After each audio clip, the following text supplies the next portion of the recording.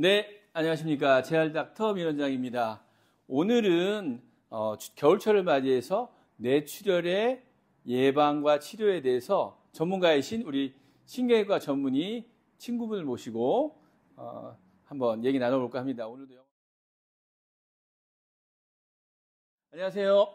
안녕하세요. 네, 어색하지요? 평소에 반말로 얘기하다가 오늘은 또 네, 많이 어색하네요. 존댓말로 하는데 뭐 중간에 삑사리 나는 거 3번까지는 오케이고 뭐 그럴 수 있는 거지 않겠습니까? 그래서 중요한 것은 오늘 제가 맛있는 고기도 사드렸으니까 이제 밥값을 하는 의미에서 좀 아주 전문가로서 그런 뇌출혈에 대한 좀 좋은 얘기, 우리가 참고할 만한 얘기 들려주시면 감사하겠습니다.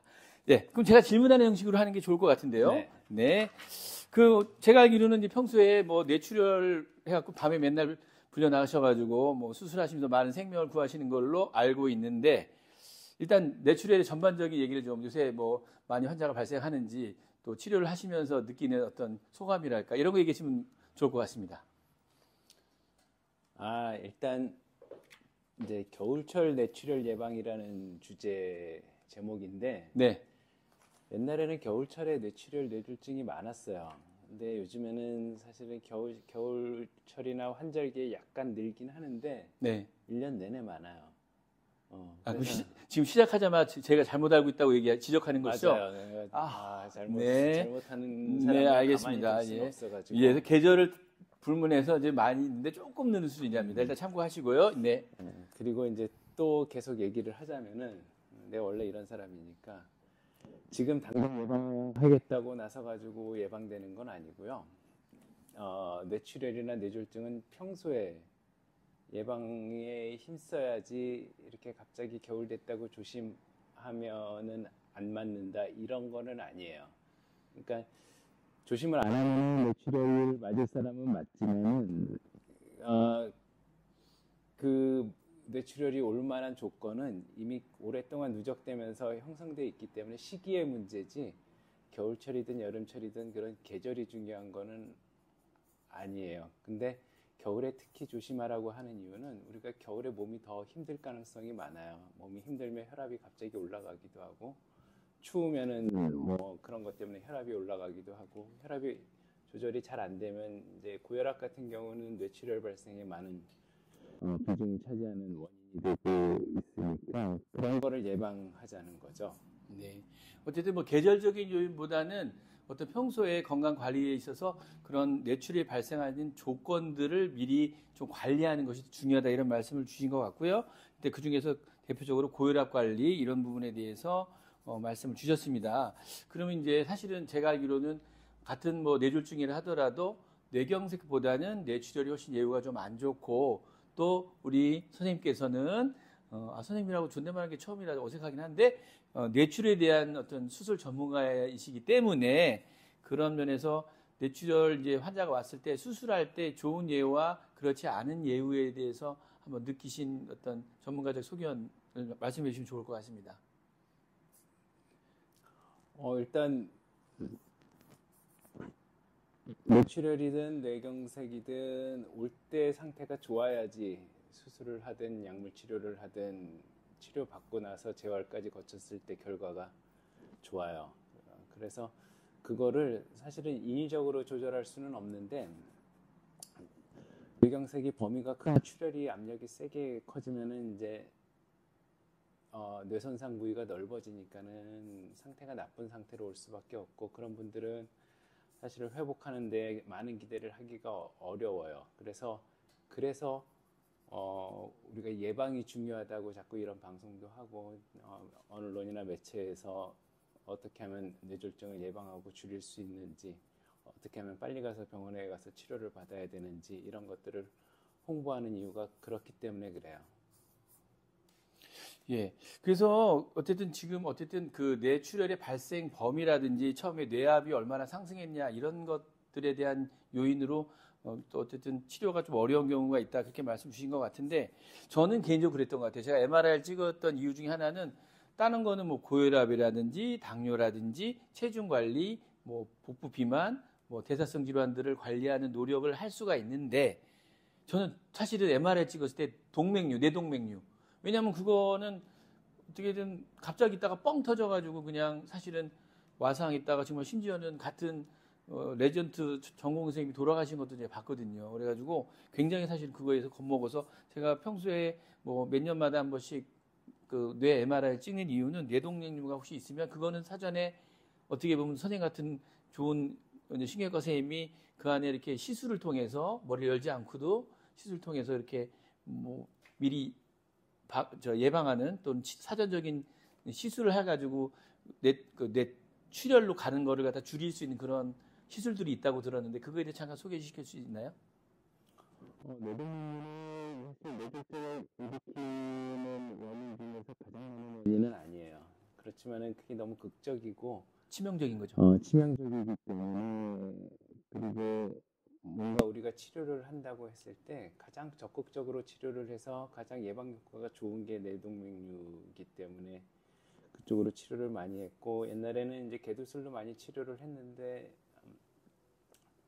한 20-30년 전부터는 코일색 전술이 나와가지고 그걸로 굳이 절개를 안 하고 할 수 있는 사람은 그렇게 할 수 있으니까 터지기 전에 미리 치료를 해서 막는다 이런 개념인 거죠. 근데 뇌동맥류하고 나머지 뇌졸중하고는 좀 구별을 해서 생각을 해야 돼요. 뇌동맥류를 저는 이제 환자들한테 설명을 할 때 집에 많이 비유를 하는데 뇌동맥류는 벽에 그냥 구멍이 하나 생긴 거예요. 새로 지은 집에. 그러니까 그 구멍만 떼우면 돼요. 그 구멍으로 물이 들어올 수도 있고 바람이 들어오기도 하지만은 뚫어졌으면 거기만 고치면 이제 집은 계속 쓸 수 있는 좋은 집인 거예요. 근데 나머지 고혈압성 뇌출혈이라든지 뇌경색이 오는 거는 그 집 전체가 낡아가지고 그 중에 일부가 천장이 무너지든지 벽이 허물어지든지 기울든지 그런 것들이에요. 그래서 그런 것들은 아주 집을 지은 이후 사용하면서부터 계속 집을 잘 관리하고 보수하고 그러지 않으면은 그냥 방치한 채로 놔두면 일찍 무너지는 거고 집이 잘 관리를 하면 오랫동안 좋은 집으로 유지를 할 수 있는 거고 그래서 그 같은 뇌졸중 카테고리에 들지만은 그 병 자체에 대한 그런 개념은 좀 달라요. 이렇게 좋은 비유를 해주는 사람인 줄을 제가 왜 예전에 몰랐을까요? 굉장히 이거 나중에 제가 써먹어야 되겠습니다. 사람 보는 안목이 없어서 네네. 안목이 없었으면 이렇게 우리가 여태까지 지금 30년가량 만날 수가 있었을까요? 제 안목이 높았기 때문에 맛있는 고기도 사주면서 제가 모셔가지고 또 이렇게 구박을 받으면서 좋은 얘기 듣고 있지 않겠습니까? 저는 그런 생각이 또 하나 납니다. 이게 예전에 그런 얘기를 하신 적이 있어요. 사실 이제 신경외과 일이라는 게 굉장히 힘들죠. 밤에 자주 불려나가기도 하고 생명이 왔다 갔다 하시는 위험한 분들을 살려내야 되는 그런 막중한 사명을 하는데 그 중에서도 이렇게 극적인 치료 효과, 예방 효과 이런 걸 할 수 있는 게 사실은 뇌동맥류의 그 코일색 전술이라는 거. 물론 이제 뇌출혈이 발생하면 내 머리에 수술을 맡길 수 있는 사람이니까 했을 때 이제 그게 어쨌든 대기신 건 확실한데 그래도 이제 안 발생하고 그 중에서 가장 극적으로 예방할 수 있는 집이 하나 구멍이 생긴 거니까 나머지 아까 뇌출혈 일반적인 거는 평소에 자기가 관리를 해야 되는 거고 사실은 의사보다도 어떤 면에서 스스로 자기 몸을 자기 건강을 관리하는 것이 필요하다는 얘기신 것 같고 이제 어쨌든 뇌동맥류는 사실은 터지면 제가 보는 환자들도 굉장히 예후가 안 좋거든요. 광범위한 출혈이 있기 때문에 그래서 터지기 전에 코일색 전술 같은 말씀하신 그런 시술로 잘 때우면 또 안전하게 건강한 삶을 살 수 있는 걸로 해갖고 저도 그래서 정기적으로 뇌 MR 찍어서 뇌 건강 상태를 확인하고 그래서 뭐 저도 약 먹어야 되는데 안 먹는다고 구박하신 적 있잖아요. 열심히 먹고 있습니다. 처방하신 약으로 그런 것도 있지만 또 혹시라도 갑자기 생긴 뇌동맥류가 있으면 가서 미리 코일색 전술로 잘 때우면 아주 위중한 상태로 갈 수 있는 것들 예방할 수 있다는 것이 상당히 저는 굉장히 뭐랄까 가슴 깊이 들었습니다. 그래서 마지막으로 그 정말 전문이신 우리나라에서 본인 스스로도 그렇게 얘기하시고 저도 처음에는 뭐 긴가민가 했는데 지금은 아주 인정하고 있는 그 뇌동맥류 예방에 있어서 코일색 전술에서 조금 우리 이제 구독자분들이 조금 이해할 수 있도록 좀 쉽게 설명해 주시면 어떨까요? 그게 어떻게 머리를 열어서 하는 건 아니라는데 어디로 집어넣어서 뭐를 어떻게 해서 뇌동맥류라는 게 혈관이 뇌동맥이 이렇게 부풀어 오는 거 아닙니까? 그거를 어떻게 이제 미리 시술로 좀 보완하는지 그게 궁금합니다. 근데 그 오늘 제목이랑 다른 내용인데 뇌동맥류는. 근데 저는 본인이 그걸 제일 잘하시는 걸로 제가 알고 있기 때문에. 아이, 그거는 네. 제가 잘 하기는 하지만. 네. 그러면은 이제 마지막이라고 그랬으니까는 네. 이번 내가 이렇게 내 친구가 네. 이런 이상한 짓을 하면서 나한테 제목을 주면서 네. 이런 거에 대해서 얘기를 하고 싶다고 할 때 내가 오면서 생각한 게 있는데. 아, 그건 이건 아닌가요? 그러면 속편에 하시면 됩니다. 걱정하지 마세요. 그냥 그러려고 그랬어요. 네. 그러려고 그랬으니까 네. 일단 뇌동맥류 물어본 거에서 대답을 하면은 짧게 하겠어요. 그래야 속편을 찍을 수 있으니까 오늘은 그냥 간단한 이런 시술이고 본인이 하고 싶었던 뇌출혈에 대한 얘기 하시고 마무리하시면 될 것 같습니다. 뇌졸중 겨울철이든 여름철이든 뇌졸중은 늘 발생해요. 근데 뇌졸중은 어느 날 이제 증상이 나타나든 건강검진을 하든 병원에 가가지고 사진을 찍어보고 뇌졸중이 생길 위험이 높으니까 약을 드셔야 됩니다.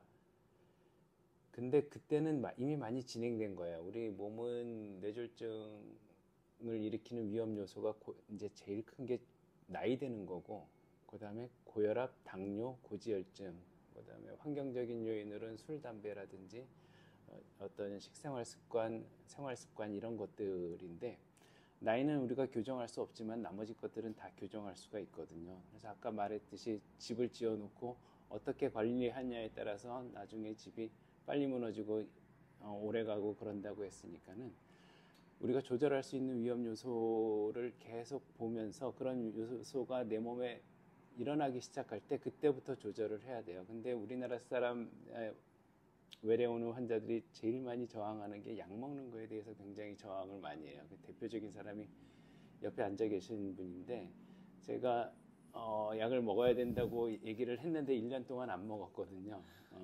지금 잘 먹고 있습니다. 네. 근데 뇌졸중 발생률이 우리나라가 고령 인구가 늘어나면서 발생되는 숫자 자체는 늘고 있지만은 발생률이라고 해야 되나? 그거는 오히려 줄고 있어요. 심한 환자들은 여전히 있기는 하지만 그 이유가 우리가 약물 치료를, 그러니까 치료 투여하는 약들이 좋아져가지고 약물 치료로 그 위험 인자 조절이 잘 돼가지고 발병률 자체가 낮아지는 거거든요. 그러니까 그거를 제일 많이 얘기하는 게, 이제 약을 한번 먹으면 평생 먹어야 된다. 그러니까 가능하면 나는 고혈압 약을 늦게 먹고 싶다. 그럼 혈압이 높은 채로 유지되면은 그 혈압을 받는 장기는 계속 스트레스를 받다가 망가지고 그러는 거야. 합병증이 생기고 당뇨도 마찬가지고.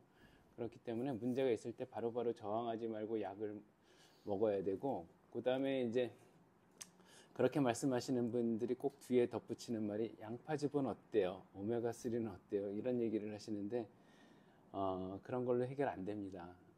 그 양파즙보다 수억 배는 더 좋은 게 혈압약이고 고지혈증 약이니까는 그거를 빨리 드셔가지고 잘 조절하시는 게 뇌졸중을 예방하는 지름길입니다. 아니 이렇게 좋은 말씀을 해줄 건 사실 기대를 못 해가지고 그냥 준비 안 해왔을 것 같아가지고 제가 딱 물었는데, 제가 보니까 오늘은 콜링 색조절 하지 마시고요. 왜냐하면 보니까 뭐 맛있는 거 한번 사주면 한 꼭지 내주고 이런 것 같아요. 코인색 조치는 다음에 이제 소고기를 한번 사드리면서 조금 더 전문적인 거, 본인이 주로 전공이면서 잘하는 부분에 대해서 한번 얘기를 나누는 시간을 갖고요. 오늘은 사실 아까 제가 막 다 찔리고 있었습니다. 왜냐하면 그 아까 저항하는 사람 중에 한 사람이 저였거든요. 왜냐하면 저도 환자 입장에서 돼서 제가 그때 이제 뭐 조금 혈압도 있고 그래가 가서 봤더니 이제 저도 가계도가 있거든요. 저희 어머니가 계보로 좀 뇌혈관 질환의 어떤 가능성이 있는 상황이어서 그때 이제 혈압이 좀 높고 또 그때 살이 많이 쪄가지고 체중이 들어가지고 이제 했더니 약을 먹으라고 처방했는데, 저도 똑같은 심정이었어요. 내가 살을 먼저 빼고 노력을 해가지고 식이 조절해서 되도록 약을 적게 먹고 늦게 먹고 싶었거든요. 그러다가 사실은 한번 어느 날 좀 스트레스 많이 받는 날 혈압이 쫙 올라가가지고 어지러지하면서 느꼈지요. 야, 이거 안 되는구나. 그때 전화 걸었더니 바로 지적하고 혼내면서 왜 지금 아까 하셨던 다른 환자분들한테 한 그 얘기를 저한테 해줬습니다. 그래서 저도 결국은 지금 열심히 약 복용하고 운동도 주 5회 이상 열심히 해서 비교적 좋은 컨디션을 유지하고 있고 아까 그런 기본적인 원칙에 대해서를 잘 실천하는 것이 겨울철 뇌출혈 예방에 있어서 우리 스스로 본인 스스로 할 수 있는 좋은 방법이라는 얘기를 해주셨습니다. 어쨌든 오늘 바쁘신데도 이렇게 오셔가지고 좋은 얘기 나누신 우리 전영일 신경외과 전문의 선생님한테 감사 말씀 드리고요. 다음번에는 좀 더 전문적인 코일색 주전술을 맛있는 식사를 대접한 다음에 들을 수 있는 기회를 제가 한번 만들어 보도록 잘 좀 설득해 보도록 하겠습니다. 오늘 겨울철만 드는 게 아니라는 거 아까 들으셨죠? 제가 바로 지적받았지만 어쨌든 뇌출혈의 예방에 관련된 부분에 대해서 오늘 모셔서 좋은 얘기 들었습니다. 예, 감사합니다.